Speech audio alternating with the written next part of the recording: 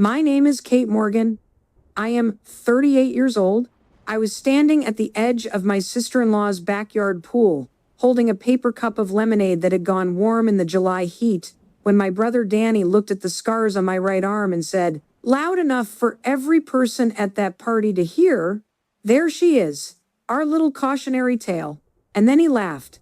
That particular laugh of his, the one that starts in his chest and moves outward, the one he's been deploying since we were children to make other people feel like they're on the wrong side of a joke. Some of the people standing near the pool laughed too.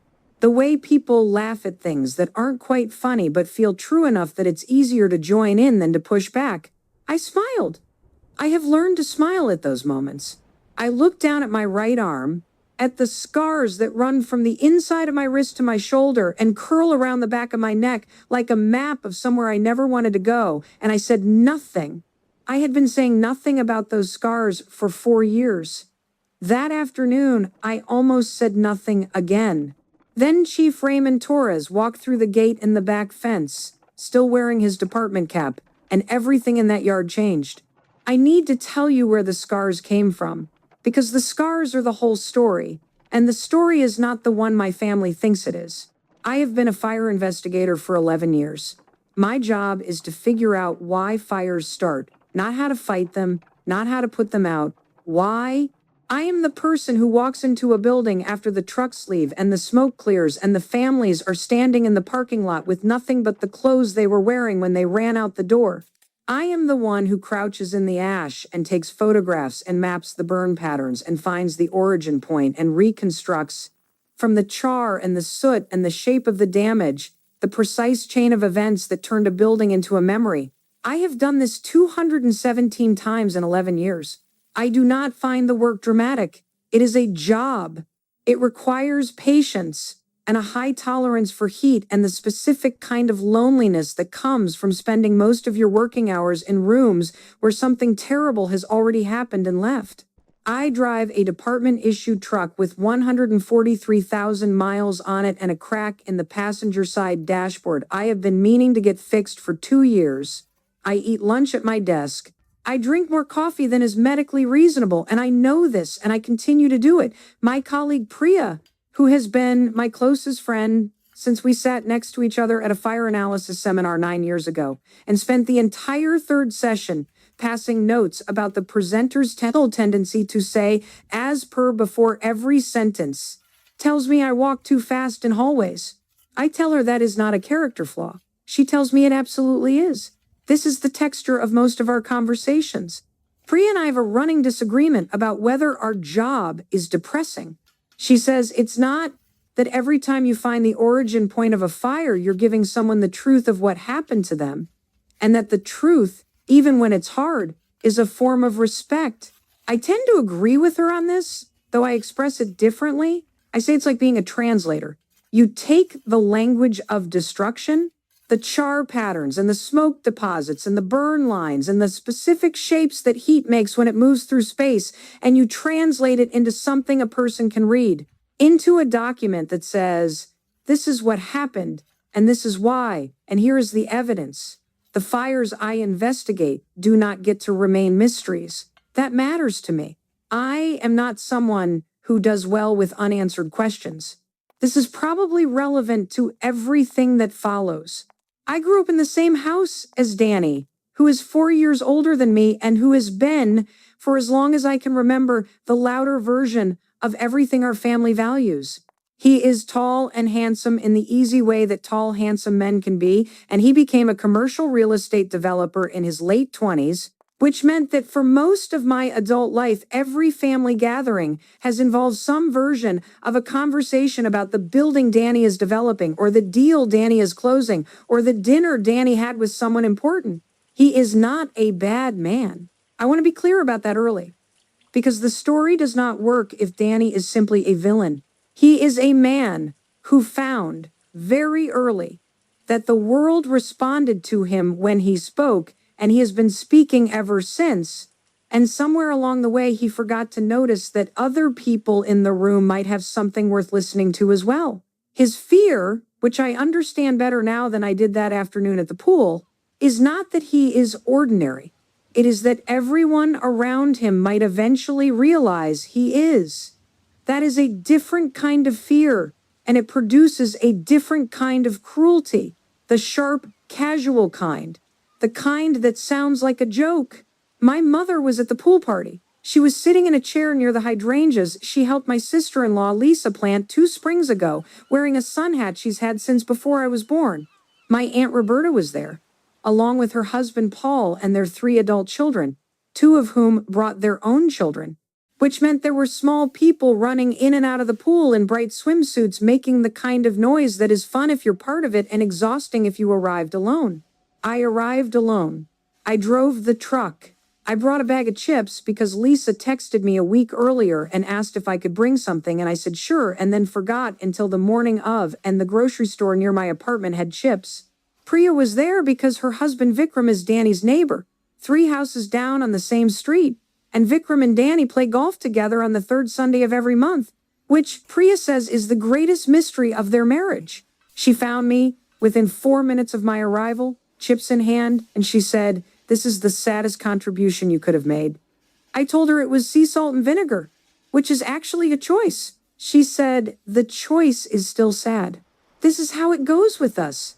The scar comment happened about an hour in, which was enough time for Danny to have had 2 beers, and for the social geography of the backyard to have sorted itself into the usual clusters, the kids in the pool, the men near the grill, the women near the chairs. I was at the edge of the pool watching one of my nephews attempt to do a handstand underwater, which he could not quite manage, and I had pushed my sleeve up because it was hot, and I had stopped worrying about whether my arm was visible at family events roughly 18 months ago, because the alternative is spending the summer in long sleeves in 90-degree heat, and I had decided that discomfort in service of other people's comfort was not a trade I was willing to keep making. Danny came up behind me. He put his hand on my shoulder, which is a thing he does when he is in a sociable mood, the gesture of a man who is comfortable taking up space. He looked at my arm, and then he said it, the cautionary tale line, and he laughed. And some of the uncles and cousins near the grill laughed, because Danny is the kind of person whose laughter invites other people's laughter the way a stone dropped in water invites ripples. And I stood there and felt the specific weight of being made into a punchline in your own family, in a yard where you have been present for 20-odd years of birthdays and holidays and ordinary Sundays. And I smiled because I have become very good at smiling at the wrong moments. Priya was behind me. I could feel her stillness, which is different from her regular stillness. She has a way of going completely quiet when she is deciding whether to say something that cannot be unsaid. I shook my head slightly, the smallest gesture I could make, which she read correctly as, "I am fine. Please do not." She has been reading my small gestures for 9 years. I was about to say something mild and deflecting, the kind of thing I am practiced at saying in these moments. Something that acknowledges the joke without endorsing it. When the gate in the back fence opened, the gate faces the driveway that runs along the north side of the property, and it opens outward, and it is painted the same green as the fence. And I know these details because I have been to enough parties in this yard to have memorized the geography. The gate opened and Chief Raymond Torres walked through it. He was wearing civilian clothes, khaki pants, and a light blue button-down shirt with the sleeves rolled to the elbows. But he was wearing his department cap, the cap with the scrambled eggs on the brim. He is 55 years old and has the build of a man who spent 30 years on the line before he moved up, broad through the shoulders, with the kind of posture that doesn't come from a gym but from having spent decades carrying equipment in conditions that don't allow for slouching. He saw me before he saw anyone else. I know this because I saw him see me. His eyes moved across the yard in the way you move across a yard when you're new to a space, cataloging, and then they stopped. He stood very still for a moment, and then he took off his cap. He held it in both hands, at his chest, and he walked toward me, and the people near the pool moved the way people move when they sense that something is happening that they don't fully understand but can feel the weight of. He stopped 2 feet in front of me. He said, "Kate." I said, Chief Torres, he said, I looked for you at the ceremony in May. I said, I had a site visit. He looked at me for a long moment. And then he turned around and looked at the yard, at Danny and the uncles near the grill, at my mother in her sun hat by the hydrangeas, at Priya standing very still behind me, at the children in the pool who had stopped their handstand attempts and were watching the adults with the focused attention children give to things they don't understand but can tell matter. He said, I don't want to interrupt the party.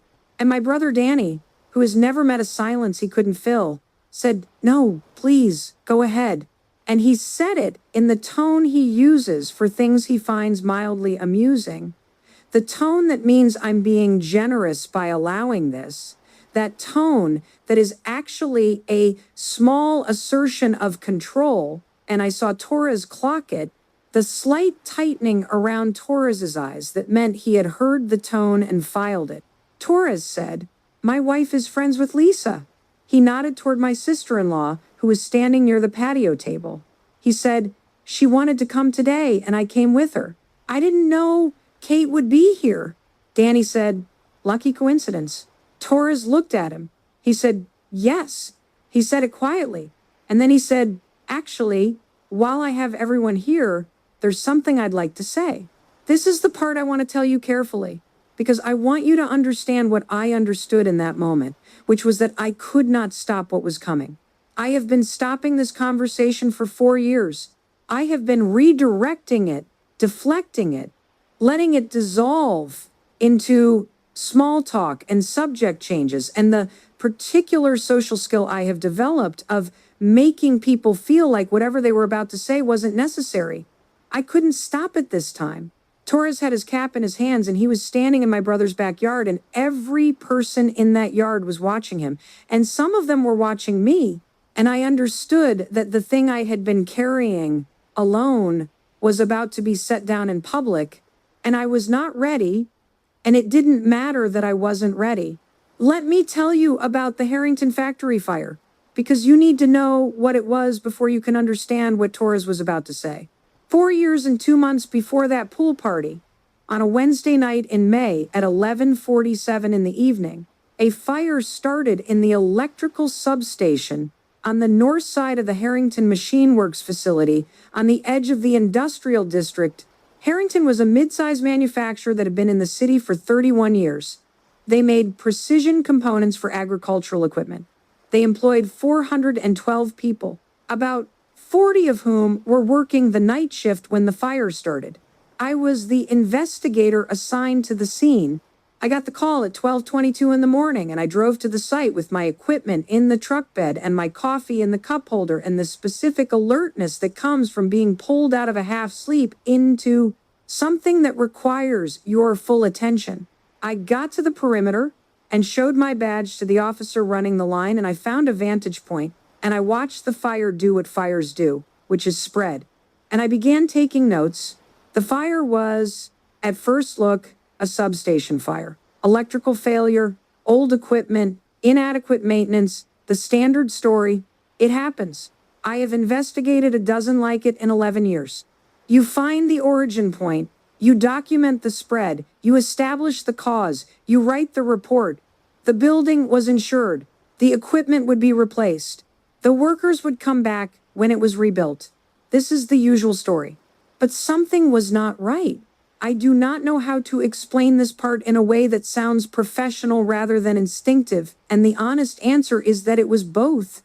11 years of walking into buildings after fires means you develop a sense for when a fire behaves the way fires behave, and when a fire behaves the way someone wanted a fire to behave. The Harrington fire was moving wrong. The spread pattern was wrong.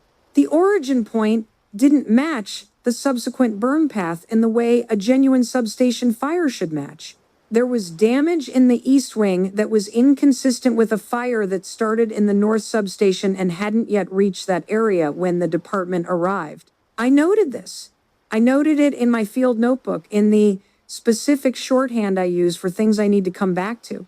I filed my preliminary observations and I waited for the building to be cleared so I could go in and do the full investigation. And then I got a phone call. The number was local, area code I recognized, but I didn't have it saved. The person on the other end was a man, and he sounded, I will tell you honestly, afraid. He said he worked at Harrington, had worked there for 9 years, night shift, and he knew who I was because he'd seen me at the perimeter taking notes and a colleague had told him my name. He said he couldn't tell me his name. He said the company knew the substation was going to fail. He said they had documentation, maintenance reports, inspection schedules, internal memos. He said that documentation lived in the electrical supervisor's office on the second floor of the East Wing. He said he'd heard through the kind of informal employee network that exists in every workplace where people feel unsafe that someone had already been dispatched to that office, not to recover the documents, to ensure they didn't survive the fire. He said, if you don't get there in the next 20 minutes, there won't be anything left. I want to tell you what I did next, honestly, without making it sound braver than it was, because the honest version is that I didn't stop to think this is not heroism. This is closer to the opposite. Heroism implies a considered choice. What I did was more like a reflex, the way you reach out and catch something before you've decided to catch it. I had a phone call telling me that evidence of negligence was about to be destroyed. The building was not yet fully cleared. The fire had been pushed back in the north section, but the east wing had what the incident commander had called a moderate burn, which means it's passable but not comfortable. I had my gear in the truck. I suited up. I found Torres at the command post and I told him what I'd been told and I said I need to go into the east wing, and he looked at me for 3 seconds and he said, "You have 8 minutes." And I said, "I know." And I went. The east wing was passable. I want to be clear about that. It was not a safe environment, but it was survivable with proper equipment, and I had proper equipment. And I have been in survivable, not safe environments before. I moved through the ground floor, found the east stairwell, went up. The second floor had more smoke than the first. Visibility was reduced to roughly 4 feet in front of me. I navigated by memory, by the building plans I had looked at on my tablet during the initial assessment, and by the thermal imaging camera I carry as standard equipment. I found the electrical supervisor's office. The door was open. The room had started to go. Not fully, but the ceiling tiles were burning and the desk was charred on the left side and there was a filing cabinet against the far wall that was intact. I crossed the room. The floor held. The filing cabinet held. I opened the third drawer, which is where the call had told me the maintenance records would be, and I took photographs. As many as I could in the time I had, every page I could reach. The fire moved while I was shooting. I had to move back twice to stay ahead of it. I was on my way to the door when a section of the ceiling came down. The section hit my right shoulder and arm. I stayed on my feet, which was the important thing. My gear held, which was the important thing. But the protective sleeve on my right arm compromised in 3 places, and I have the scars to show where those places were. I made it down the stairs. I made it out the east exit. Torres was waiting at the perimeter with 2 firefighters, which I only know because I didn't fully register it at the time. I was focused on getting out and on whether the camera had survived, and it had, and that was the most important thing. The EMTs treated me at the scene. The burns were serious but not life-threatening. I spent 3 days in the hospital, 2 weeks at home, and 6 weeks on light duty. During those 6 weeks, I transferred the photographs to the department's evidence system and wrote a report that was 243 pages long. I want to tell you about the hospital, briefly, because it matters to what came after. The burn unit at Street Aurelius is on the 4th floor. The nurses who work that floor have a specific quality that I noticed by the 2nd day, which is that they are completely comfortable with silence. They don't fill it. They come in, they do what they need to do, they leave. The first morning I was there, a nurse named Charles came in to change the dressing on my arm, and he didn't say anything for the entire 12 minutes he was in the room, and I found this so profoundly restful that I nearly cried, which was unexpected, because I am not a person who cries easily, and I had not yet cried about the fire or the arm or any of it. I didn't cry, but I was close. 12 minutes of silence, after the preceding 18 hours, felt like something I had not known I was starving for. My mother came the first afternoon, which I had asked her not to do, but she came anyway, which is her prerogative, and I knew better than to expect otherwise. She sat in the chair by the window and she brought a book she didn't read and a container of soup that was confiscated at the nursing station because outside food is not permitted, which she disputed with the nurse in a quiet but firm manner that I observed from the bed with something close to appreciation. She sat for 3 hours. She didn't ask many questions. She asked if it hurt, and I said yes, but it was managed, which was true. She asked if I had everything I needed, and I said yes, which was approximately true. She asked once, near the end of her visit, what had I been doing in there? And I said I was doing my job, and she looked at me for a moment, and then she said, all right, and she did not ask again. That's my mother. She has learned, over decades of parenting me, when the asking has gone as far as it can go. During those 6 weeks, I transferred the photographs to the department's evidence system and wrote a report that was 243 pages long. I want to tell you about the 40 workers because this is the part that my family did not know.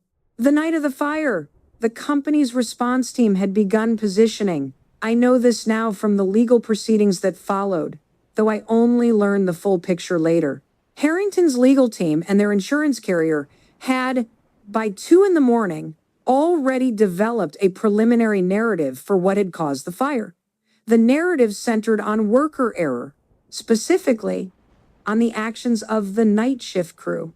The theory was that someone on the night shift had failed to follow protocol when the substation began showing signs of overload, that they had bypassed safety systems to keep production running, and that this decision had caused the fire.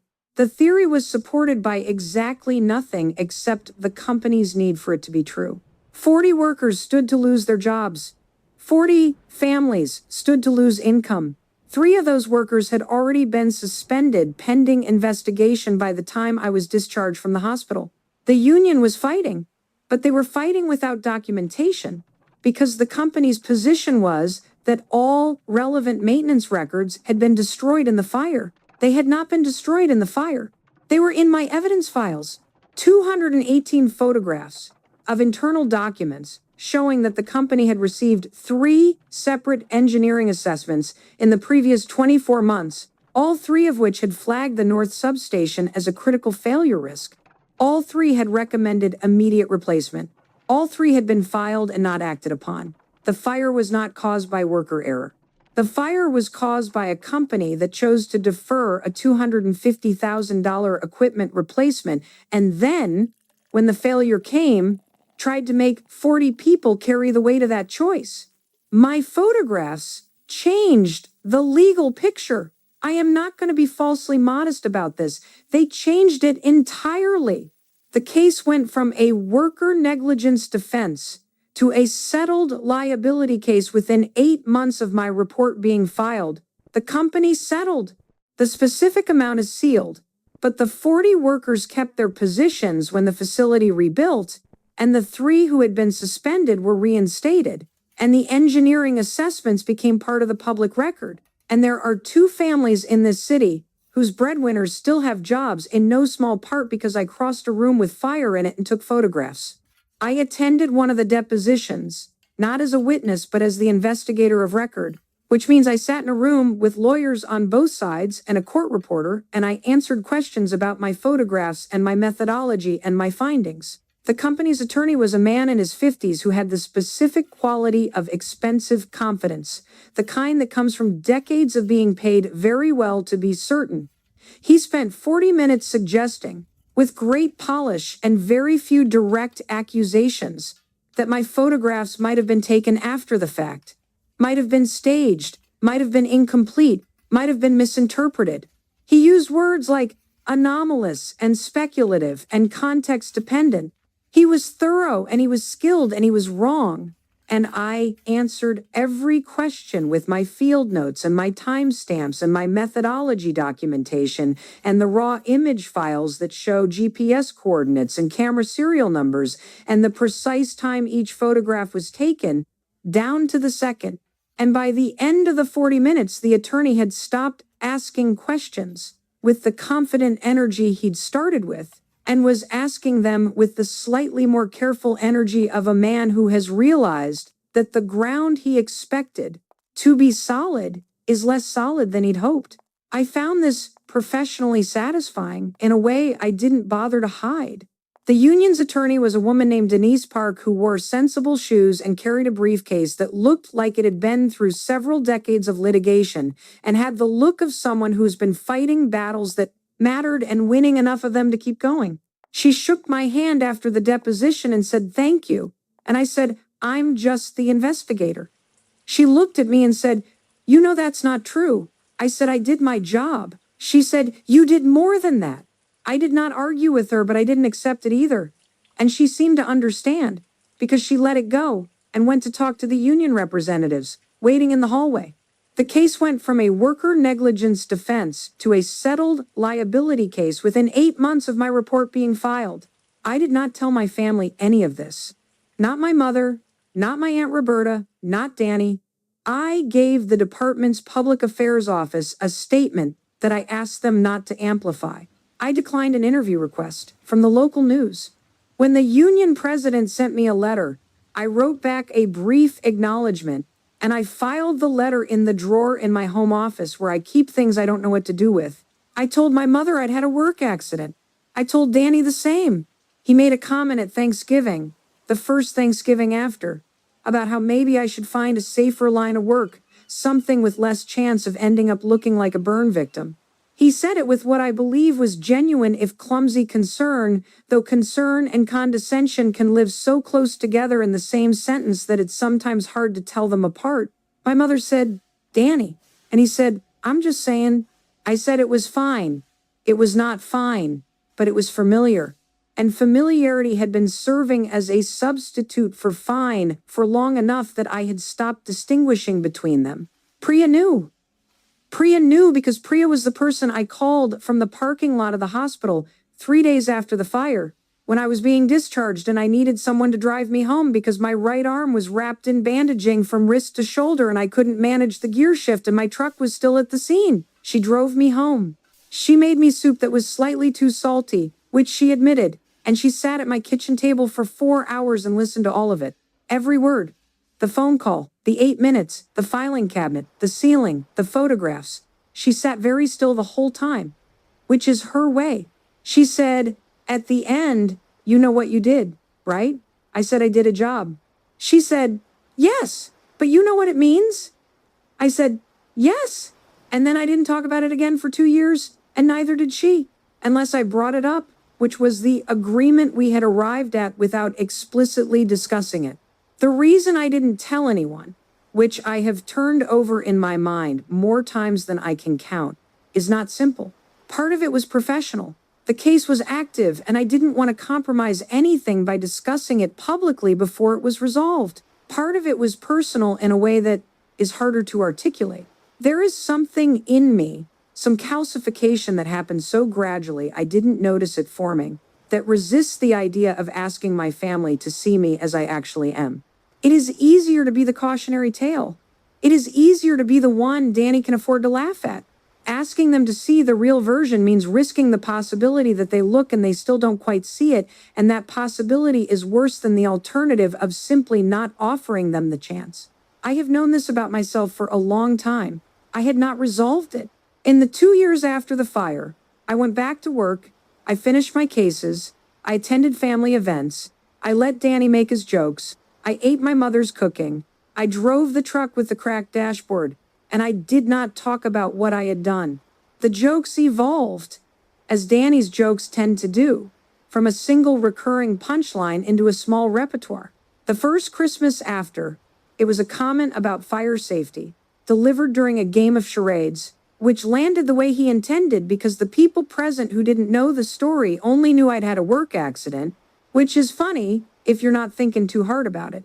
The following Easter, it was an observation made to my uncle when he asked what I'd been up to, that Kate's idea of career advancement was literal immolation. He said it while I was in the kitchen getting a drink of water and he didn't know I was in earshot, or maybe he did, and I stood by the kitchen sink for a moment and then I went back to the table. In between those instances were smaller things, lighter things, the daily texture of being a person in a family that has decided in its collective shorthand who you are. Kate, who got burned. Kate, who had a scare at work. Kate, who is fine, but you know how Kate is? She never talks about things. That last one was accurate, to be fair. I don't talk about things. I am the kind of person who processes inward and reports outward only when the processing is complete, which means there are things I have held alone for long periods that people who know me well have eventually found out about and been surprised by. Priya has a phrase for it. She says, I am like a iceberg that has decided to be private about it. I said, that's what icebergs do by default. She said, right, but most icebergs aren't making an active choice. I thought about this. I said, how do you know? The city gave me a commendation at a ceremony in May, 2 years after the fire. I took a personal day and drove out to the state park an hour north of the city and walked a trail I'd been meaning to walk for 3 years, and I ate a sandwich and I drove back. I told Torres I had a conflict. He sent me a message that said, noted, he did not push. He is a man who understands that some people receive recognition differently than others, which is a quality I have always respected in him. My reinstatement to full active duty had come with some complications. My right shoulder has a hardware limitation now, a range of motion issue that means I can't lift that arm above shoulder height without pain. This is a bureaucratic problem as much as a physical one, because field investigation requires the ability to carry equipment, and some of the assessment categories for the physical requirements are written in ways that don't accommodate partial restrictions well. I spent 14 months working through the accommodation process with HR and the union rep, and the outcome was that I remained active but with modified field protocols, which means I have a partner assigned to carry the heavier equipment on joint investigations, which is a reasonable arrangement that I nonetheless find slightly maddening because I am constitutionally resistant to being accommodated. Priya says this is also a trauma response. I say it is also just how I am. She says those are the same thing. I say only sometimes. Danny does not know about the shoulder. My mother knows I have some lasting damage from the burn injury because she asked the doctor at Thanksgiving the year after, in that specific way my mother has of extracting medical information by asking the question to someone nearby rather than to me directly. And the doctor happened to be my Aunt Roberta, who is a radiologist and who asked me about it later in the kitchen when we were doing dishes, and who said, how restricted is it? Really? I told her. She said, and you're still in the field? I said, yes. She dried a plate and put it in the cabinet, and she said, all right, that was all. Roberta is the aunt I would have called from the hospital parking lot if Priya hadn't picked up first. At the pool party, standing at the edge of the water with my warm lemonade, the morning Torres walked through the gate, I was genuinely not thinking about any of this. I was watching my nephew try the handstand again. He had gotten farther this time, his feet clearing the water by about a foot before he went sideways. I was thinking that he would get it on the 4th or 5th attempt, and that this was the kind of small effort and incremental improvement that I find privately satisfying in a way I never quite know how to explain to people who don't share the preference. I was not thinking about the fire. I was not thinking about the filing cabinet. I was not thinking about the 40 workers or the settlement or the engineering assessments or any of it. And then Danny made his joke, and I was thinking about all of it, the way you don't think about a bruise until someone presses it. Torres was standing in the middle of the yard with his cap in his hands, and he said, I want to say something. And my family arrayed themselves in the way families do when they sense something is happening, some convergence of attention toward a center point. My mother got up from her chair by the hydrangeas. The uncles stopped talking near the grill. The children were half out of the pool, dripping, drawn by the same gravity. Torres said, Kate saved my department from a serious miscarriage of justice 4 years ago. He said it simply, without preamble, without the particular rhetorical wind-up that people use when they're about to say something they think needs to be framed. He just said it. And then he said, I want to make sure the people who matter to her know what she did. Danny was standing to my left, and I could see him in my peripheral vision, and his expression had shifted from the sociable amusement he'd been carrying all afternoon to something more alert. The joke face had gone away. A different face was there. I don't know what to call it. Attention, maybe. real attention, the kind he doesn't use by default. Torres started with the fire. He told it the way I've heard him tell it before, at department briefings, at the session he did with the engineering school where he used the Harrington case as a study in fire investigation methodology. He is a precise and unsentimental speaker. He does not editorialize. He says what happened and he lets what happened carry its own weight, and it does. He said Kate was at the perimeter doing her standard initial assessment when she received information suggesting that evidence inside the building was being deliberately destroyed. He said she had approximately 8 minutes to act and a decision to make. He said the east wing was not clear. He said Kate went in anyway. My mother said something very quietly. I don't know what she said. She said it to herself. Torres said she navigated a partially compromised structure in low visibility conditions to reach a second-floor office. He said she documented the contents of that office before the fire reached it. He said the resulting evidence record was the difference between 40 workers being blamed for a fire the company knew was coming and the company being held accountable for a failure they had documented and chosen to ignore. He paused. He said she was injured in the process. He said not badly enough to stop her, which is the Kate Morgan version of badly injured. I heard Priya make a sound behind me that was not quite a laugh and not quite a sob and was somewhere in the particular territory between them where you end up when you already know the story but hearing someone else tell it hits differently than you expected. Torres said, the 40 workers who kept their jobs and their families, who kept their stability because of what Kate did in that building, have no idea who she is. That is because she declined to be named in the settlement communications and she declined the media requests and she attended the commendation ceremony by, as she told me, having a prior commitment. He said she had no prior commitment. He said she drove to a state park. My Aunt Roberta laughed at that. It was a short, startled laugh, the kind that escapes before you decide to release it. Torres said, I have been trying to find the right moment to say this in front of the people who matter to her for 2 years. He said, I know Kate well enough to know she would not have arranged this moment herself. He said, that's why I'm arranging it. He put his cap back on. He straightened the brim. He looked at me. He said, thank you, Kate.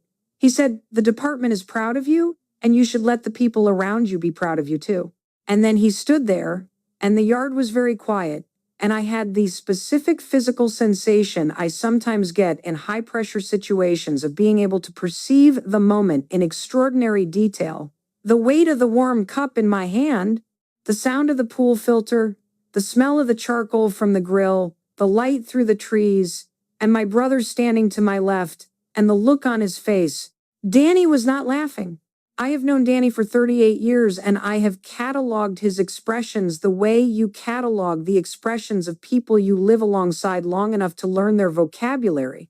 I know his confident face and his annoyed face and his uncomfortable face and the face he makes when something surprises him in a way he didn't expect to feel. That last face is rare. I saw it now. He looked at my arm. He looked at the scars that run from my wrist to my shoulder. The scars that he had just described 14 minutes ago as a cautionary tale. He looked at them differently. I don't have better words for this. He just looked at them differently. He said, Katie, I have not been called Katie since I was 11 years old. It's not a nickname I use. It's the name he used when we were very young, before we grew into the complicated version of siblings that adult siblings often become. He said, Katie, I didn't know. I said, I know. He said, I was just joking around. I said, I know. He said, I'm sorry. I looked at him. He is 42 years old, my brother.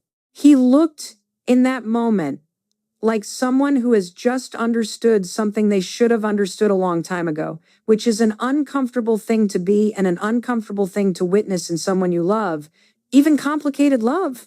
Even the kind of love that has weathered years of careless words and asymmetric attention. I said, yeah. I said it the way you say yeah when you mean something more but you don't quite have it yet. When the more is still on its way from wherever inside you it lives. My mother had come across the yard while Torres was speaking, and she was standing next to me now, and she put her hand on my left arm, not my scarred arm, just the ordinary arm, and she didn't say anything. She is a woman who expresses the most important things through proximity, and I have always known this about her, and I understand it differently now than I did when I was young. She stood next to me and held my arm, and that was what she could offer, and it was enough. Priya came up beside me on my right and said, quietly, in the same voice she uses when she's making a note in a briefing, sea salt and vinegar. She said it meaning, you were right. It was actually a good choice. I had to press my lips together to keep from laughing. I succeeded. It was close. The party continued. Parties have a specific resilience to revelation, a way of reassembling themselves around what has been said and incorporating it into their texture rather than stopping entirely. The children went back to the pool. The uncles resumed the conversation near the grill, though I noticed it was quieter than before. My Aunt Roberta came over and squeezed my hand without a word, which is the highest form of acknowledgement she offers, and I received it accordingly. Torres stayed for another 30 minutes. His wife, Elena, who I had not met before, came and found me by the hydrangeas where I had migrated to stand next to my mother's chair. She said, Ray talks about the Harrington investigation in every training session he runs for new investigators. She said, he says it's the best example he has of what it means to do the job right when everything is telling you not to. I said, he's generous. She said, he's accurate. That is a distinction she drew clearly, and I respected it. Danny came and found me near the end of the afternoon, when the sun had gone lower and the heat had eased and people were beginning to gather their things. He came without his beer. He stood next to me at the edge of the yard where the grass starts to give way to the garden beds Lisa planted along the fence. He said, can I ask you something? I said, yes. He said, why didn't you tell anyone? I thought about this for a moment. I said, it wasn't a secret. He said, it wasn't not a secret either. I said, fair. He said, Mom would have. I said, I know. He said, I would have. He stopped. He said, I would have been proud of you. I said, I know. He said, you didn't think I would. It wasn't a question. I looked at him. I said, Danny, I didn't know that you thought about me in ways that had room for that. He went quiet. It was the longest quiet I can remember from him since we were children, and that's a strange thing to say about your own sibling, and it's true. He said, that's on me. I said, yeah. I said it the same way as before, the way that means something more. The more was a little closer now. He said, I'm going to do better. I said, you don't have to make a speech about it. He said, I'm not making a speech. He said, I'm just telling you. I looked at him. He's taller than me by 6 inches, and he's the kind of person who takes up space by default, but in that moment he wasn't. He was just my brother, standing in his wife's yard in the late afternoon, having learned something that had been true for 4 years that he hadn't known to ask about. I said, okay. We didn't hug. We are not, as a family, spontaneous huggers. We stood next to each other and watched a monarch butterfly work its way along the garden bed, going from flower to flower with the deliberate focused industry that I have always found privately consoling in small creatures. And then Danny went back inside to help Lisa with the cleanup, and I went to find Priya and tell her I was leaving. Priya was at the car. She had gotten there before me, which is unusual because I am the one who typically ends parties early. She was leaning against the passenger side of her car with her arms crossed, and her expression was the one she uses when she is deciding something. I said, okay. She said, okay. She said, how do you feel? I thought about this seriously, which is what she was asking me to do. I said, I feel like something I put down is staying put down. She said, good. She said, do you want to get coffee? I said, it's 7 p.m. She said, yes. I said, yes. We drove to the diner on Merchant Street, which is open until midnight and makes the specific kind of coffee I prefer, which is strong enough to mean something and hot enough to stay hot for the duration of a conversation. We sat at the booth by the window and we ordered coffee, and Priya ordered a slice of pie because she believes dessert is a legitimate choice at any hour of the day. I told her I thought Torres might have told my family eventually, regardless of the party, that he'd been looking for the right moment, She said she thought so too. She said he's not the kind of man who lets things like that go unfinished. I said, no, he isn't. She said, are you glad he did it? I held my coffee cup with both hands, the right one with its limited grip, the one with the scars visible on the back of my wrist, and I thought about standing in the yard with the warm lemonade and Danny's joke still in the air, and Torres walking through the gate. I said, yes. I said, I am. She nodded. She cut into her pie. She said, sea salt and vinegar really was the right call. I said, I know. She said, I'll never admit I said that. I said, I know that too. She pointed her fork at me and said nothing else. And we sat in the diner until past 10 o'clock, and I drove home in the truck with the cracked dashboard and the 143,000 miles, and I went to bed, and I slept better than I had in a long time. There is one more thing I want to tell you, which I did not tell anyone at the party, which I have not told anyone except Priya, who already knew. In the months after the Harrington settlement, I heard indirectly, through the department's liaison with the labor board, that one of the 40 workers whose jobs were preserved was a woman named Gloria Mendez, who had been on the night shift for 14 years and who had been one of the 3 suspended during the investigation. Gloria Mendez had a son with a medical condition that required ongoing treatment. She had been in the process of fighting for a settlement just to cover his medical bills when the negligence documentation came through and changed the shape of the whole case. I never met her. I don't know what she looks like. I know her name because it appeared in a section of the labor board report, and I read the report because I read all the documents related to cases I investigate. I thought about her, though. I thought about her often in those months after, not in a self-congratulatory way, I don't think, in a way that felt more like orientation, like finding a fixed point. She doesn't know my name. Her son is still in treatment, as far as I know. There are 40 families in this city going about their lives who don't know mine. I don't need them to. But I think about the distance between what almost happened and what actually happened. The distance that is the width of a burning room and the time it takes to cross it. And I think about what it means to be able to cross that kind of room and come out the other side, even if the crossing leaves a mark. The scars are not a cautionary tale. They are a record. There is a difference, and it is not a small one. People spend a great deal of energy asking the wrong question about courage. They want to know if it hurts, if you were scared, if you hesitated. These are the wrong questions. The right question is simpler and harder. The right question is, what did you go back for? If you went back for your own glory, that is one kind of story. If you went back for 40 people whose names you didn't know, whose faces you couldn't see, whose futures depended on whether you crossed a room in the next 8 minutes, that is a different kind of story entirely. And the thing about the second kind of story is that nobody's going to tell it for you, because the people whose futures you saved don't know your name, and the people who know your name don't know the story. You carry it alone. You carry it in the scars on your arm and the limited range of motion in your shoulder and the crack in the dashboard of the truck you drive every day to the place where you go and do it again. And sometimes someone walks through a gate at a party you didn't particularly want to attend and takes his cap off and tells it to the people who have known your name your whole life and still didn't know your story.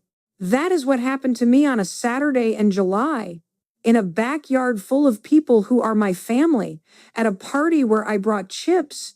I have thought about what I would want to say to the people who are listening to this, if I could say anything.